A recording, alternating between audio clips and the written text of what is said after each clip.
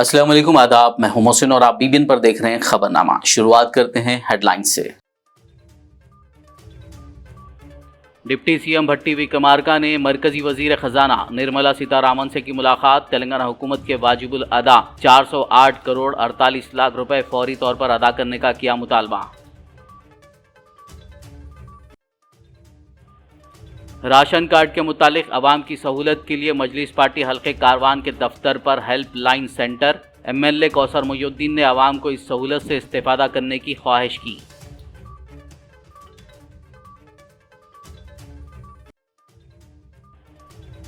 BC associations और BC दानिश्वरों ने की सेक्रेटेरिएट में वजीर पूनम प्रभाकर से मुलाकात। कास्ट सेंसस सर्वे की रिपोर्ट पर किया गया तबादले ख्याल।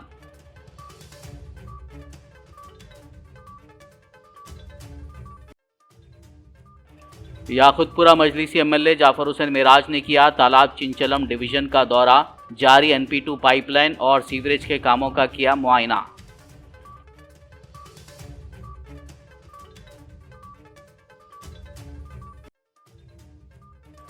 दिल्ली इंतखाबी नतायज पर BRS कायदीन का रद्द-ए-अमल। बीजेपी की जीत के लिए राहुल गांधी और रेवंत रेड्डी को ठहराया जिम्मेदार।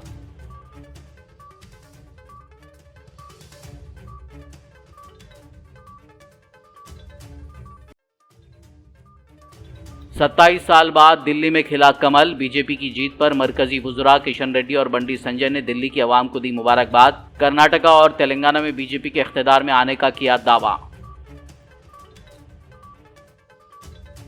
और अब खबरों की तफसील। तेलंगाना के डिप्टी सीएम भट्टी विक्रमार्का ने मरकजी वजीर खजाना निर्मला सीतारामन से दरखास्त की कि वो मालियाती इदारों को हिदायत दें कि वो मुख्तलिफ कॉरपोरेशनों के जरिए तेलंगाना हुकूमत की तरफ से लिए गए खर्चों की तंजीमें न करें।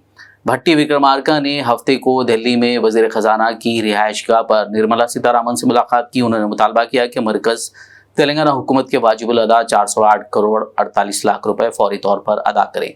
उन्होंने पसमानदा अजला को BRGF फंड फराहम करने, माली साल 2014-15 में मरकजी स्पॉन्सर शुदा स्कीमों के लिए फंड्स के इजरा में की गई गलती को दुरुस्त करने और पावर फाइनेंस कॉरपोरेशन से जायद खर्चों तक रसाई फराहम करने की अपील की। डिप्टी सीएम के साथ मेंबरान पार्लियामेंट मल्लू रवि, बलराम नायक, चामला किरण कुमार रेड्डी और दीगर मौजूद थे।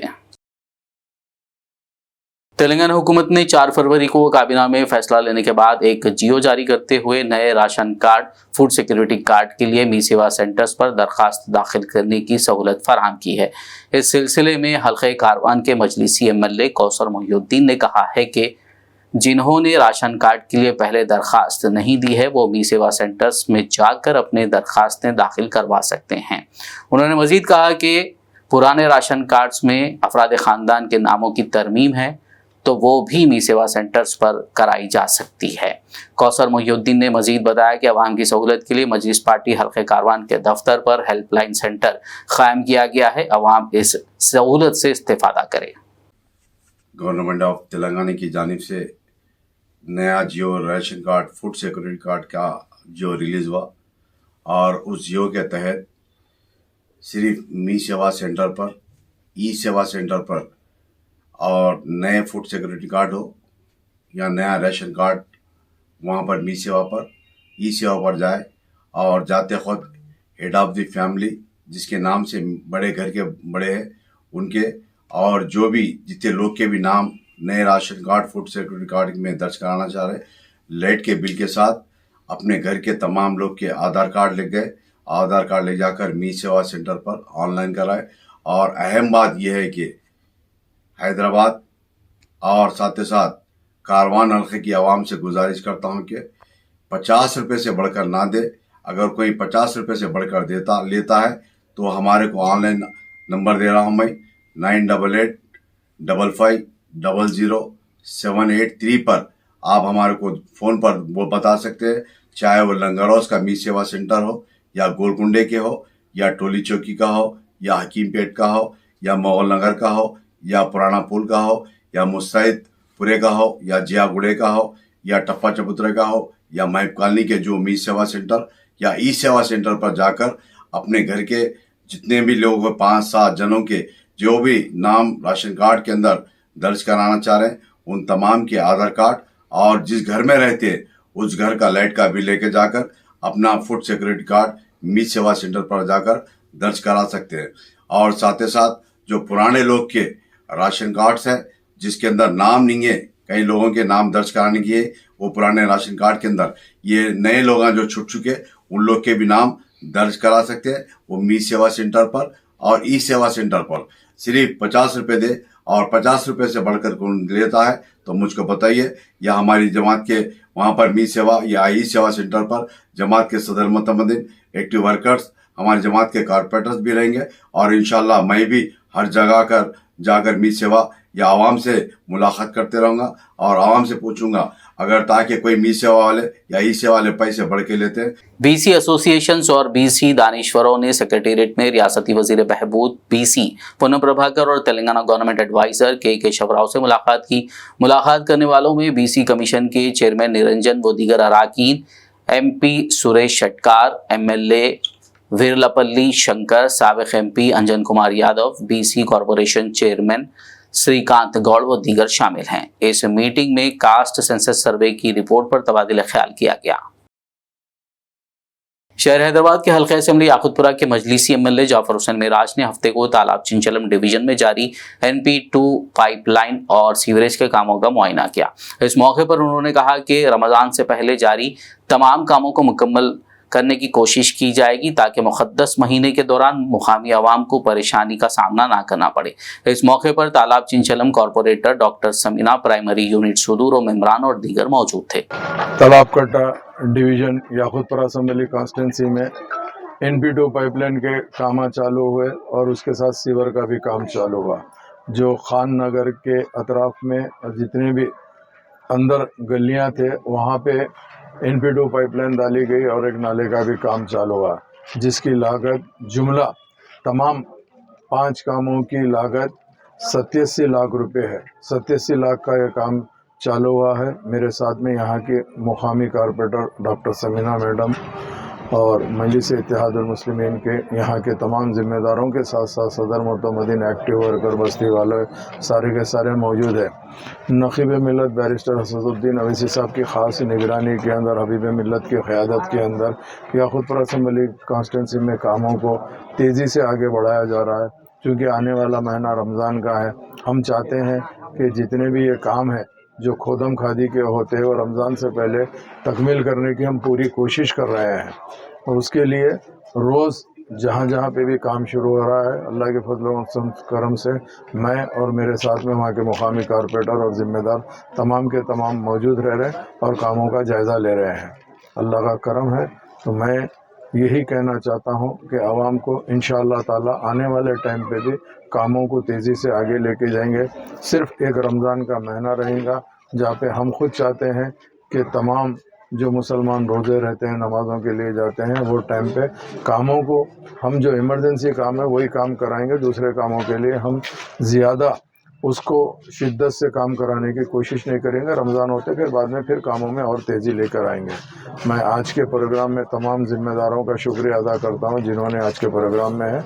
उसके साथ साथ प्रिंट मीडिया, इलेक्ट्रॉनिक मीडिया और सोशल मीडिया का भी शुक्रिया अदा करना चाहता हूं। बहुत बहुत शुक्रिया। Senior BRS leader Harish Rao ने दिल्ली असेंबली इंतखाबात के नताइज पर अपना रद्दमल जाहिर किया। उन्होंने कांग्रेस की कम से कम एक सीट जीतने में नाकामी पर तंज किया। हरीश राव ने ट्वीट के जरिए इल्जाम लगाया कि दिल्ली इंतखाबात में कांग्रेस को कुछ नहीं मिला। कल हरियाणा, महाराष्ट्र और आज दिल्ली में कांग्रेस को करना पड़ा हार का सामना। इन शिकस्तों में राहुल गांधी और रेवंत रेड्डी का किरदार बहुत बड़ा था। हरीश राव ने रेवंत रेड्डी की तरफ इशारा करते हुए मजीद कहा कि कांग्रेस की जमानतों की असल शक्ल पूरे मुल्क में बेनकाब हो चुकी है। जात पात की मरदमशुमारी जो दिल्ली के इंतखाबात को फ़ायदा पहुंचाने के लिए की गई थी, एक तबाही साबित हुई। कम से कम अब अपनी गलतियों का एतराफ़ करें, आवाम से मुआफ़ी मांगें और दोबारा मरदमशुमारी करवाएं। तमाम जातों के लिए बराबरी को यकीनी बनाएं। BRS कारगुजार सदर KT रामाराव ने दिल्ली इंतखाबी नताइज के ऐलान पर अपना रद्दमल जाहिर करते हुए कांग्रेस पर तंज किया। उन्होंने राहुल गांधी को मुबारकबाद दी और कहा, राहुल ने BJP को एक बार फिर जीत दिलाई है। केटीआर ने मजीद कहा कि राहुल गांधी इस मुल्क में नरेंद्र मोदी और बीजेपी के लिए सबसे बड़े कारकुन साबित हो रहे हैं। तेलंगाना भवन में विकाराबाद बीआरएस कायदीन के इजलास से खिताब करते हुए केटीआर ने iron leg CM Revanth Reddy पर दिल्ली जाकर कांग्रेस को सीफर दिलाने का इल्जाम भी लगाया और कहा कि महाराष्ट्र में कांग्रेस के जवाल का आगाज करने वाले रेवंत रेड्डी ने दिल्ली में इसका खात्मा किया और वो आने वाले दिनों में भी अपने इस रवैये को जारी रखेंगे।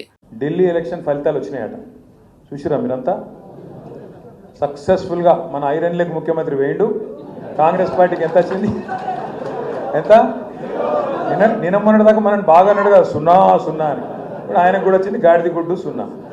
మనోడు పోయి మొత్తానికి మహారాష్ట్రలో కూడా కొట్టిండు. ఆడ ఇంకా కొన్ని వచ్చినట్టున్నాయి. ఇక ఢిల్లీకి పోతే మాత్రం నాశనం అయిపోయింది. ఇప్పుడు అడుగు నాశనం అయింది, ఆడ ఖతమే అయిపోయింది. ఇప్పుడు 0. కానీ ఒక్కటి మాత్రం రాహుల్ గాంధీకి మనందరం మంచిగా సపోర్ట్లు కొట్టి అభినందనలు చెప్పాలి. రాహుల్ గాంధీ అంటే ఏం చేస్తుండంటే దేశంలో యాడాడ నిలబడుతుందో కాంగ్రెస్ పార్టీ అలాగే ఎక్కడెక్కడైతే నిలబడుతుందో వేరుగా అక్కడ బీజేపీని మాత్రం గెలిపించి వస్తున్నాడు. పక్క అక్కడ అందరూ నొడగొట్టి బీజేపీని గెలిపించి వస్తాడు.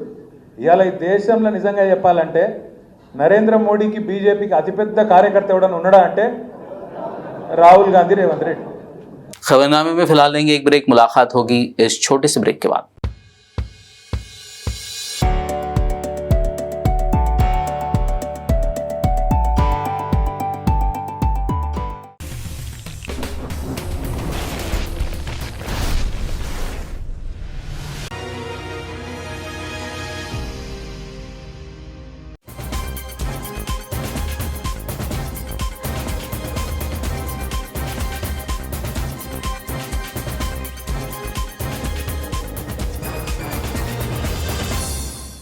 ब्रेक के बाद खबरनामे में आपका दोबारा खैर मकदम है। आगे बढ़ते मजीद खबरों की जानिब। दिल्ली में 27 साल के तवील वक्फे के बाद डबल इंजन वाली हुकूमत बनने जा रही है। ये बात मरकजी वजीर किशन रेड्डी ने कहते हुए दावा किया कि भारतीय जनता पार्टी आने वाले दिनों में कर्नाटक और तेलंगाना रियासतों में बरसर इख्तिदार आएगी। किशन रेड्डी ने दिल्ली में बीजेपी की शानदार जीत पर दिल्ली के अवाम को मुबारकबाद दी। उन्होंने कौमी राजधानी में इस जीत को एक ऐसी पेशरफ्त करार दिया जो जनूबी हिंद में भी बीजेपी को अच्छा फरोग देगी। किशन रेड्डी ने तेलंगाना में कांग्रेस हुकूमत को बीआरएस की तरह चलाए जाने पर तनकीद की। उन्होंने रेवंत सरकार पर किए गए वादों को पूरा ना करके समाज के तमाम तबकात को धोखा देने का इल्जाम लगाया। मरकजी वजीर ने बरहमी का इजहार किया कि कांग्रेस पार्टी खुशामद की सियासत में मसरूफ है। उन्होंने कांग्रेस हुकूमत पर बीसी के साथ नाइंसाफी करने और उनकी तौहीन करने पर तनकीद की। भारत के राजधानी दिल्ली विधानसभा चुनाव में भारतीय जनता पार्टी आज अब्सोल्यूट मेजॉरिटी के साथ दिल्ली जनता के आशीर्वाद के कारण आज सत्ता में आए हैं। लगभग 27 इयर्स के बाद दिल्ली में भारतीय जनता पार्टी आज सक्सेस हुआ है। लगभग 12 साल से केजरीवाल आपका पार्टी जो गलत एडमिनिस्ट्रेशन करते हुए लिकर स्कैम से लेके वाटर स्कैम, शेष महल स्कैम जैसा गलत एडमिनिस्ट्रेशन के कारण, झूठा प्रचार के कारण आज दिल्ली का जनता केजरीवाल को खुद हराया, दिल्ली के डिप्टी चीफ मिनिस्टर को हराया, आप पार्टी के मिनिस्टर्स को हराया। आज Bharatiya Janata party absolute majority के साथ सत्ता में आए। मरकजी वजीर बंडी संजय ने दिल्ली इंतखाबी नताइज में बीजेपी की अक्सरियत पर कहा कि दिल्ली के लोगों ने आम आदमी पार्टी को झाड़ू से उखाड़ फेंका। अब दिल्ली के लोग जमहूरी हुकूमत चाहते हैं। बंडी संजय का कहना है कि दिल्ली के लोग चाहते हैं कि कोई बदउनवानी ना हो, कोई स्कैंडल ना हो, कोई जेल पार्टियां ना हो। शुरू से ही ये पेशगोई की जा रही थी कि दिल्ली में जाफरानी परचम लहराया जाएगा। बंडी संजय ने दावा किया कि तेलंगाना में भी बीजेपी इख्तिदार में आएगी। बीजेपी तेलंगाना की तीनों एमएलसी सीटों पर कामयाबी हासिल करेगी। रियासत में दानिश्वर काम करने वाले और तदरीसी तबकों को सोच समझकर वोट देना चाहिए। बंडी संजय ने आवाम से कहा है कि बीजेपी वाहिद पार्टी है जो कानून साज असेंबली में आपके मसाइल पर सवाल उठाती है। ఆమ్ ఆద్మీ పార్టీ ఎన్ని తప్పుడు ప్రచారాలు చేసినా ఎన్ని వాగ్దానాలు చేసినా కూడా ప్రజలు నమ్మే పరిస్థితి లేదు. ఒక జైలుకు పోయిన వ్యక్తి, అక్రమంగా కేసులో జైలుకు పోయిన వ్యక్తి, అక్రమ సంపాదనలో జైలుకు పోయిన వ్యక్తి, అక్రమ దందాలో జైలుకు పోయిన వ్యక్తి ఇవాళ రాష్ట్ర ప్రజలు ఏ విధంగా పాలిస్తారనేటువంటి విషయాన్ని వాళ్ళ ప్రజలు గమనించారు. కాబట్టి మాకు జైలు రాజ్యం మాకొద్దు, మాకు ప్రజాస్వామ్యబద్ధంగా పాలన కావాలి. ఒక నీతి నిజాయితీవంతుడైనటువంటి నరేంద్ర మోడీ గారి నేతృత్వంలో ఈ దేశంలో ఏ విధంగా నీతివంతమైన పాలన జరుగుతుందో, ప్రజాస్వామ్యబద్ధంగా పాలన జరుగుతుందో అటువంటి పాలన ఢిల్లీలో రావాలని చెప్పి ప్రజలందరూ ఆలోచించారు. అందుకే చీపుడుతో మొత్తం ఊడ్చి సాఫ్ చేసినటువంటి పరిస్థితి ఇలా ఢిల్లీలో చూస్తున్నాం. వారు వన్ సైడ్ విధంగా ఇలా భారతీయ జనతా పార్టీకి అనుకూలంగా ఇలా ఫలితాలు వస్తున్నాయి. తప్పకుండా నరేంద్ర మోడీ గారి నాయకత్వంలో, జేపీ నడ్డా గారి ఆధ్వర్యంలో, అమిత్ షా గారి యొక్క సూచనల మేరకు దేశవ్యాప్తంగా అన్ని రాష్ట్రాల్లో అతి త్వరలో భారతీయ జనతా పార్టీ ప్రభుత్వాలు ఏర్పడబోతున్నాయి. ఢిల్లీలో మేధావి వర్గంతో పాటు, సామాన్య ప్రజలతో పాటు మేధావి వర్గం అంతా కూడా భారతీయ జనతా పార్టీ కోటేసింది. ముఖ్యంగా ఉద్యోగస్తులు అందరూ కూడా భారతీయ జనతా పార్టీ కోటేశారు. కాబట్టి ఢిల్లీ మాదే, నెక్స్ట్ జరిగేటువంటి ఎమ్మెల్సీ ఎన్నికలు కూడా మాయే. ఇక్కడ కూడా మేధావి వర్గానికి అప్పీల్ చేస్తూ ఉన్నా, ఉపాధ్యాయులకు అప్పీల్ చేస్తూ ఉన్నా, నిరుద్యోగ యువతకు అప్పీల్ చేస్తూ ఉన్నా. ఎమ్మెల్సీలో ప్రశ్నించేది భారతీయ జనతా పార్టీ. అధికార పార్టీకి ఓటేస్తే ప్రశ్నిస్తే సస్పెండ్ చేస్తారు పార్టీలోకి వెళ్ళి. ఇలా ప్రశ్నించేది భారतीय जनता पार्टी। पड़ोसी रियासत आंध्र प्रदेश के वज़ीर आला एन चंद्रबाबू नायडू ने दिल्ली इंतखाबी नताइज पर अपना रद्देमल जाहिर करते हुए कहा कि नरेंद्र मोदी हिंदुस्तान के लिए सही रहनुमा हैं। उन्होंने कहा कि दिल्ली के लोगों ने सही लीडर मुंतखब किया है। నేను అందుకే చాలాసార్లు చెప్పాను, భారతదేశానికి రైట్ టైంలో రైట్ లీడర్ నరేంద్ర మోడీజీ. కొంతమందికి ఇష్టమున్నా లేకపోయినా it is the right momentum. అలాంటి లీడర్షిప్ని ఇప్పుడు ఢిల్లీ కూడా ప్రజలు మళ్ళీ ఓట్లేసి గెలిపించారు. दिल्ली असेंबली इंतखाबात में बीजेपी की जबरदस्त कामयाबी के बाद आदिलाबाद बीजेपी कायदीन और कारकुनान ने जबरदस्त जश्न मनाया। आदिलाबाद एमएलए की रिहाइशगाह के सामने पार्टी कायदीन और कारकुनान ने पटाखे छोड़े और मिठाइयां तकसीम करते हुए एक दूसरे को मुबारकबाद दी। इस मौके पर बीजेपी आदिलाबाद टाउन सदर वेदा व्यास ने कहा कि तेलंगाना रियासत में होने वाले बल्दियाती और इदारेजाती इंतखाबात में दिल्ली के नताइज को दोहराया जाएगा और जाफरानी परचम लहराया जाएगा।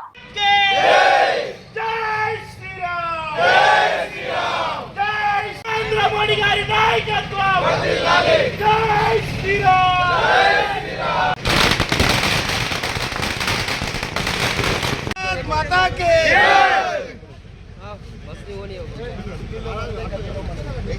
दिल्लीలో మనదే, ఢిల్లీలో మనదే, ఢిల్లీలో మనదే, ఢిల్లీలో మనదే, ఢిల్లీలో మనదే, ఢిల్లీలో మనదే. జై బీజేపీ, జై బీజేపీ.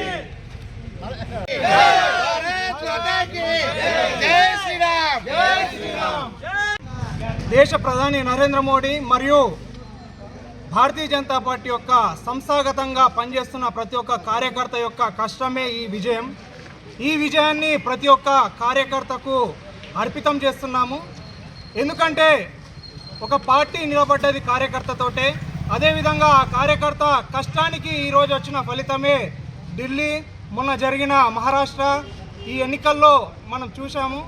రానున్న కాలంలో భారతీయ జనతా పార్టీ మరిన్ని విజయాలు అందుకుంటుంది. దానిపై ఖచ్చితమైన నమ్మకం అనేది ఉంది. ఈ రాజ్యాంగం ఏదైతే నిరూపించారో ఆ రాజ్యాంగంలో ప్రజల కొరకే ఎన్నుకోబడిన రాజ్యమే నిలబడతా తప్ప ప్రజలను పీడించి ప్రజల యొక్క కష్టాలని వాళ్ళ సుఖాలుగా మార్చుకునే వాళ్ళకి ఎప్పుడు కూడా ఈ రాజ్యం అనేది ఉండదు అని చెప్పేసి ఈరోజు ఢిల్లీలో జరిగిన ఎన్నికనే तेलंगाना हुकूमत की जानिब से एक रोज कबल ही मी सेवा सेंटर्स पर नए राशन कार्ड्स के लिए दरखास्तें दाखिल करने का ऐलान किया गया था, जिसके बाद आवाम में ये तशवीश पाई जा रही थी कि क्या उन्हें दोबारा मी सेवा सेंटर्स पर दरखास्तें जमा करवानी होंगी। इस सिलसिले में आदिलाबाद आरडीओ विनोद कुमार और साबिक municipal vice chairman Zaheer Ramzani ने वजाहत की और कहा कि प्रजापालाना में जो दरखास्तें जमा की गई थी उनके मुताबिक ही नए राशन कार्ड जारी किए जाएंगे। दोबारा मी सेवा सेवा सेंटर्स जाने की ज़रूरत नहीं है।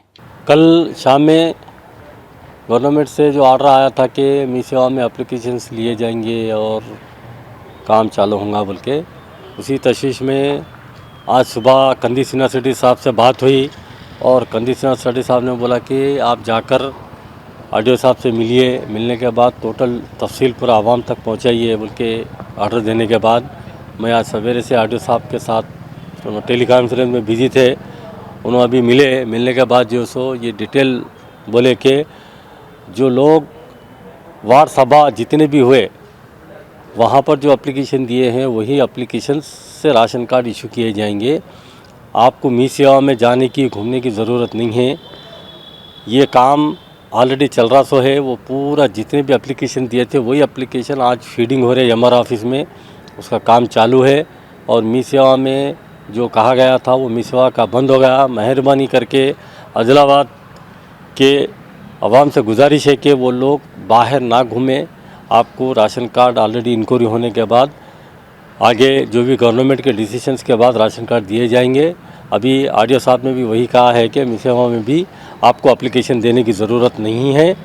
जो लोग ऑलरेडी वार्ड सभा में दिए गए हैं वही एप्लीकेशंस को ऊपर काम होगा। लिहाजा आवाम को परेशान होने की ज़रूरत नहीं है। आप लोगों को राशन कार्ड कांग्रेस गवर्नमेंट आपको जल्द से जल्द राशन कार्ड इशू करेंगे। आदिलाबाद के चांदा ग्राउंड में जोगू फाउंडेशन की तरफ से साबिक वजीर जोगू रमना की निगरानी में क्रिकेट टूर्नामेंट का आगाज किया गया। इस टूर्नामेंट के इफ्तिताई तकरीब में बीआरएस पार्टी से हल्के बोध एमएलए अनिल जाधव ने मेहमान खुसूसी की हैसियत से शिरकत करते हुए टूर्नामेंट का इफ्तिताह किया। इस मौके पर बीआरएस पार्टी कायदीन मोहम्मद यूनुस अगबानी, एम प्रहलाद, साबिक काउंसलर पवन नायक व दीगर मौजूद थे। మొదలు కావడం జరిగింది కాబట్టి వారి జ్ఞాపకార్థం, తల్లిదండ్రుల జ్ఞాపకార్థం జోగు రామన్న గారు, మాజీ మంత్రివర్యులు గారు, మన టీఆర్ఎస్ పార్టీ కార్యకర్తలందరూ కలిసి చాలా పెద్ద మొత్తంలో జిల్లా స్థాయి యొక్క టోర్నమెంట్ను ఈరోజు నిర్వహించడం జరుగుతుంది। కాబట్టి ఈ కార్యక్రమంలో నాతో పాటు ఈరోజు పాల్గొన్నటువంటి నెట్టు ప్రహ్లాద్ గారు, ఏఎంసీ మాజీ చైర్మన్ అజయ్ అన్న, అదేవిధంగా టౌన్ ప్రెసిడెంట్, వాటితో పాటు సాజిద్ భాయ్, ఇంకా మన యూనుస్ అక్బానీ భాయ్, పవన్, కౌన్సిలర్స్, వాటితో పాటు చాలామంది మా కౌన్సిలర్స్, పార్టీ నాయకులు, అయూబ్ భాయ్ కానీ వారి ఇంకా అంటే మైనార్టీ సోదరులు, ఇతర మా బీఆర్ఎస్ పార్టీ కార్యకర్తలు, మేనేజ్మెంట్ కమిటీ వారి అందరికీ ప్రత్యేకంగా ధన్యవాదాలు తెలుసుకుంటూ ఈ యొక్క టోర్నమెంటు ముఖ్య ఉద్దేశం ఏంటంటే గతంలో కూడా మా నాయకుడు కేసీఆర్ గారు ఏదైతే గ్రామీణ ప్రాంతాల నుంచే క్రీడాన్ని ప్రోత్సహించి ప్రతి గ్రామంలో ఒక క్రీడా మైదానం ఉండాలని చెప్పేసి కూడా గతంలో ప్రతి గ్రామ పంచాయతీకి ఒక క్రీడా మైదానాన్ని ఏర్పాటు చేసి పిల్లలకు ఆట పోటీలలో ముందు ఉండాలి, ప్రతి దాంట్లో చదువే కాకుండా ఆటలలో కూడా ముందుండాలి, రాష్ట్ర స్థాయిలో కానీ జాతీయ స్థాయిలలో రాణించాలని చెప్పేసి కూడా ఒక గ్రామీణ ప్రాంతాల నుంచి కూడా క్రీడలను బయటికి తెచ్చినటువంటి మా కేసీఆర్ గారికి కూడా మేము ప్రత్యేకంగా ఈ వేదిక పైన ధన్యవాదాలు తెలియజేసుకుంటూ, ఇదే విధంగా గెలుపోవటం అనేది సహజం, కానీ ఆట నైపుణ్యం అనేది ముఖ్యం। కాబట్టి ఆట గెలుపు అనేదే కాదు, మీరు ఆటని ప్రదర్శన చూపించాలి। ఇక ఒక ఆటగాడు ఏ విధంగా అయితే ఈ గ్రౌండ్లో ఆటను ప్రదర్శిస్తాడో అందరూ దానికి సమర్థించుకుంటూ ఉంటారు, అరే ఏం ఆడినరా భయ్ ఆ ఆటగాడు అని చెప్పేసి ఆ విధంగా మీ యొక్క నైపుణ్యాన్ని బయటకు తీయాలి। గెలుపోవటం అనేది సహజం కాబట్టి ఎవరు ఓడినా ఎవరు గెలిచినా అవన్నీ మన పిల్లలే కాబట్టి ఖచ్చితంగా ఇదే విధంగా ముందుకు పోవాలి। కాబట్టి మరోసారి ఈ యొక్క ఏర్పాటు చేసినటువంటి जोगू फाउंडेशन में टीआरएस पार्टी कार्यकर्ताओं प्रत्येक धन्यवाद తెలియజేసుకుంటున్నాను। जिला निजामाबाद के आरमूर शहर में कांग्रेस पार्टी की जानिब से ग्रेजुएट एमएलसी उम्मीदवार नरेंद्र का शानदार इस्तकबाल किया गया। इस मौके पर हल्के आरमूर इंचार्ज विनय रेड्डी की क़यादत में पिरकिट से अम्बेडकर स्क्वायर तक कार और बाइक रैली निकाली गई, जो एक जलसेआम में तब्दील हो गई। इस मौके पर ग्रेजुएट एमएलसी उम्मीदवार नरेंद्र ने खिताब करते हुए तेलंगाना हुकूमत और चीफ मिनिस्टर रेवंत रेड्डी की सताइश की। उन्होंने कहा कि हुकूमत यूनिवर्सिटियों और तालीमी इदारों को मजबूत बनाने के लिए पुरअज़्म है। उन्होंने तयख़ुन दिया कि वो जीत हासिल करते हुए ग्रेजुएट के मसाइल हल करने के लिए काम करेंगे।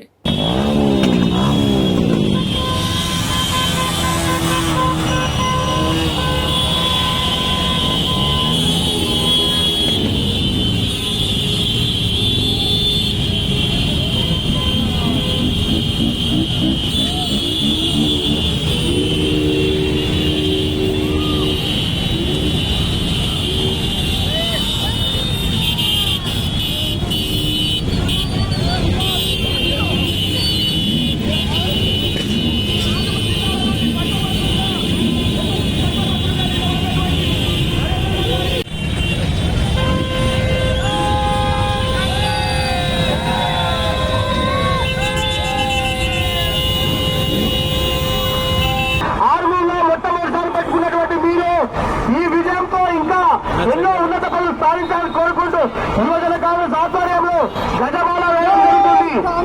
జై కాంగ్రెస్.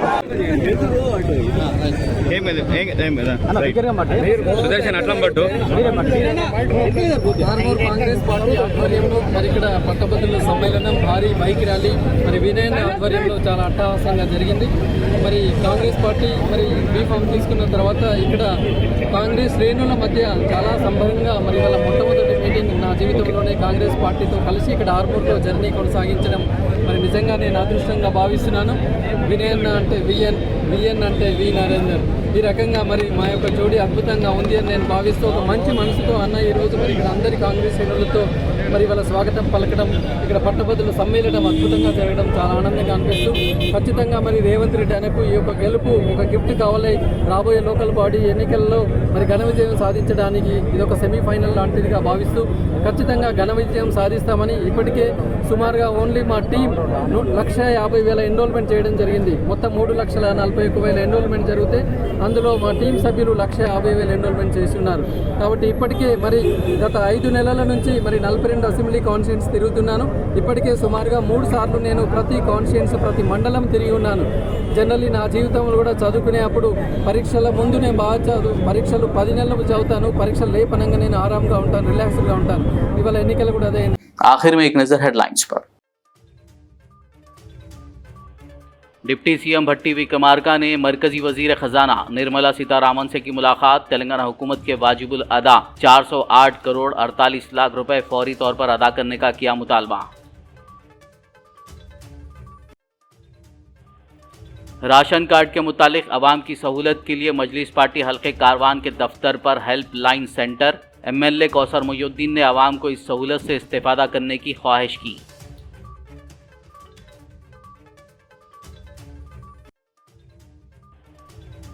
बीसी एसोसिएशंस और बीसी दानिश्वरों ने की सेक्रेटेरिएट में वजीर पुन्नम प्रभाकर से मुलाकात। कास्ट सेंसस सर्वे की रिपोर्ट पर किया गया तबादले ख्याल।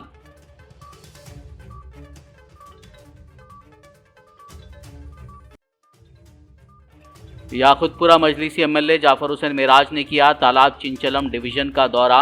जारी NP2 पाइपलाइन और सीवरेज के कामों का किया मुआयना।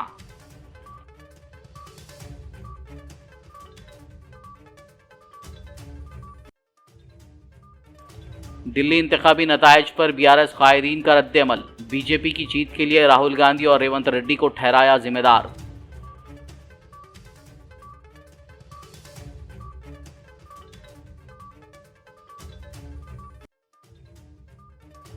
सत्ताईस साल बाद दिल्ली में खिला कमल। बीजेपी की जीत पर मरकजी वुज़रा किशन रेड्डी और बंडी संजय ने दिल्ली की आवाम को दी मुबारकबाद। कर्नाटका और तेलंगाना में बीजेपी के इख्तिदार में आने का किया दावा। खबरनामे में फिलहाल बस इतना ही। ताज़ा तरीन अपडेट्स के लिए देखते रहिए BBN न्यूज़। यूट्यूब और फेसबुक पर मौजूद हमारे वीडियोस को लाइक और शेयर जरूर कीजिए।